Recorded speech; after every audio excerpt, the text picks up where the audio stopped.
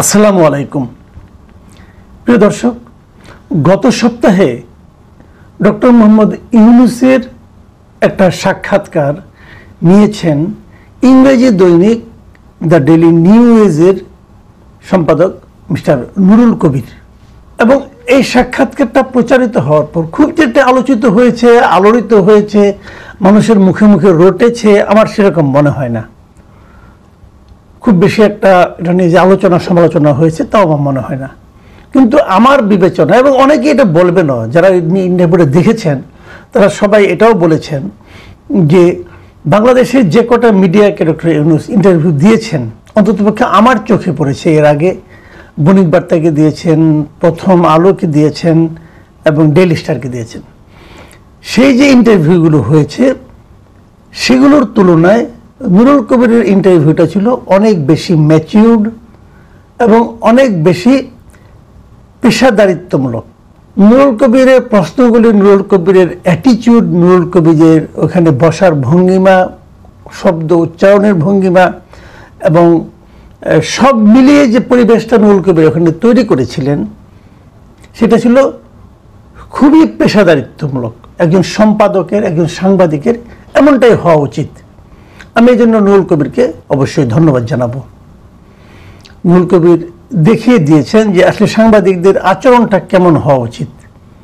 যে জিনিসটা মাহফুজ আনাম অথবা মতিউর রহমান ওনারা নির্মমভাবে ব্যক্ত হয়েছেন, আমাদেরকে লজ্জিত করেছেন ওনারা, আমি বলবো সেদিক দিয়ে ইন্টারভিউটা ভালো। আরেকটা জিনিস আমার ভালো লেগেছে, সেটা হলো ডক্টর মোহাম্মদ ইউনূস নুরুল কবিরের অনেক প্রশ্নের ক্ষেত্রে নিজের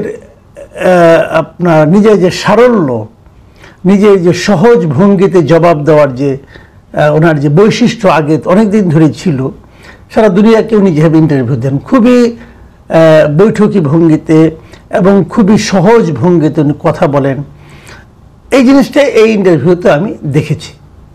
আমার কাছে আসলে একটু করুণাই হয়েছিল মতিউর রহমান চৌধুরী, মাহফুজ আনাম অথবা হানিফ মোহাম্মদের উপর, কারণ ওনারা হয়তো এই বিব্রত হয়েছেন, ভয় পেয়েছেন যে একটু কঠিন প্রশ্নটা করলে উনি আবার কি মনে করেন, কিন্তু সেরকম কিছু না। নুরুল কবির যথেষ্ট বিব্রতকর প্রশ্ন করেছেন, কঠিন প্রশ্ন করেছেন আমি বলবো, কিন্তু আসলে কঠিন তো না, প্রশ্ন তো প্রশ্নই। সাংবাদিকের সেই প্রশ্নটা তো করা উচিত যে প্রশ্নটা তার পাঠক জানতে চায়, তার দর্শক জানতে চায়, সেই প্রশ্নগুলো নুরুল কবির করেছেন। যদিও কিছু কিছু ক্ষেত্রে আমি তারপরে বলবো, আমি আসলে তো মানুষ মাত্রই তো কিছু কিছু ক্ষেত্রে অসন্তুষ্ট থাকে, আমিও মোটামুটি একজন অসন্তুষ্ট টাইপের মানুষ, কাজে কিছু কিছু ক্ষেত্রে আমি মনে করি নুরুল কবিরও কিছু কিছু জায়গায় হয়তো আরেকটু কঠিন হতে পারতেন। যাই হোক, সে আলোচনা আমরা না হয় করতেই পারি।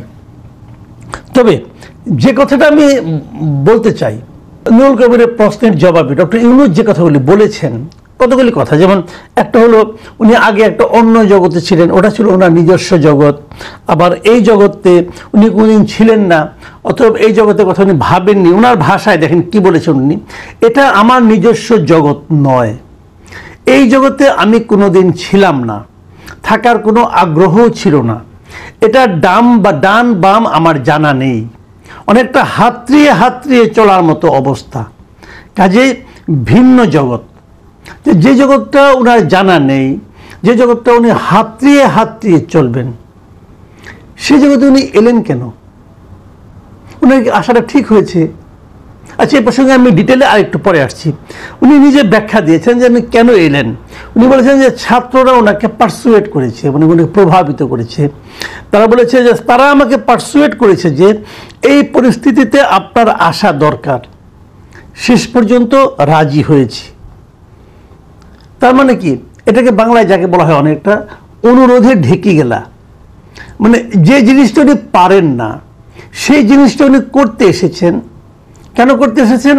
ছাত্ররা তাকে অনুরোধ করেছে। ছাত্ররা কেন অনুরোধ তাদের রাখতে হলো এই কারণে যে উনি বলেছেন যে তোমরা রক্ত দিয়েছ, তোমরা প্রাণ দিয়েছ, কাজে এটা যদি আমার জন্য একটু চ্যালেঞ্জিং হয়, তোমাদের ত্যাগের তুলনায় আমি একটু না হয় ত্যাগ করলাম, একটু চ্যালেঞ্জটা গ্রহণ করলাম। ওকে, আমি এই পর্যন্ত শুনতে কিন্তু খুব ভালো শোনা যায় যে কত অবলীলায়, কত সহজ সরলভাবে উনি স্বীকার করলেন যে এটা ওনার কাজ না, এটা উনি পারেন না, উনি এটা হাতড়িয়ে হাতড়িয়ে করবেন। তারপরও কেন করলেন? যেহেতু ওরা প্রাণ দিয়েছে, যেহেতু ওরা রক্ত দিয়েছে, ওরা রিকোয়েস্ট করেছে, ওদের রিকোয়েস্ট ফেলতে পারেন নাই, কাজে চ্যালেঞ্জটা নিয়েছেন। উনি কি চ্যালেঞ্জ দিলেন? উনি সেই চ্যালেঞ্জটা নিয়েছেন যেটা উনি কখনো করেন নাই, যেটা উনি কখনো করতে চান নাই, যে ব্যাপারে, যে জিনিসটা করার ব্যাপারে ওনার কোনো রকম প্রস্তুতি নাই, উনি সেই জিনিসটা করার চ্যালেঞ্জ গ্রহণ করেছেন ওদের রিকোয়েস্টে, যেটাকে একটু আগে বললাম, অনুরোধে ঢেকে গিলেছেন উনি। তো ঢেকে তো গিলতে পারবেন না, ঢেকে কি গেলা যায়? যায় না। মাঝখান থেকে ফলটা কি হবে? আমি একটা উদাহরণ প্রায়ই দেই। যেমন ধরা যাক, আপনি খুব বড় একজন কর্মকর্তা, আপনি একটা মানে অনেক টাকা পয়সার মালিক, আপনি একটা প্রাইভেট জেট কিনলেন। প্রাইভেট জেট কিনে সেটা প্রথম উড়ানে আপনি আপনার মানে খুব আদরের সন্তানকে বললেন যে বাবা তুমি চালাও। সে বললো বাবা এটা তো আমার কাজ না, আমি তো এটা চালাতে পারি না, শিখি নাই। ওই কোনো সমস্যা নাই, আমরা রিকোয়েস্ট করছি আমাদের জীবনে প্রথম উড়ানটা আমার ছেলের হাত দিয়ে হোক, তুমি চালাও। অনেক রিকোয়েস্ট করার কারণে সে যে বসলো, সে বললো যে আমার জন্য কি চ্যালেঞ্জ, বাবা অনুরোধ করেছে, না করি কিভাবে, অতএব যে আমি বসলাম। উনি চালানো শুরু করলেন। ভাই রেজাল্টে কি হবে?